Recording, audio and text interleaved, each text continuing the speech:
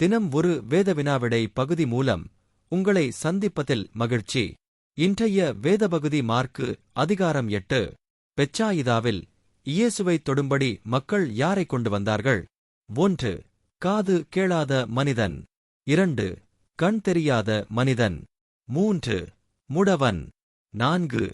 ஊமை மனிதன். பதில் அளிப்பதற்கான 15 வினாடி இப்போது தொடங்குகிறது.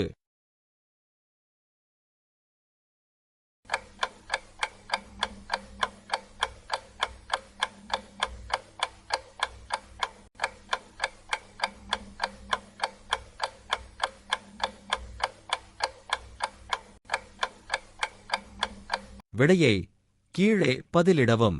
நாளை வேதவினாவிடை பகுதி மார்க்கு அதிகாரம் 9. Have a blessed day. Please subscribe for daily quiz.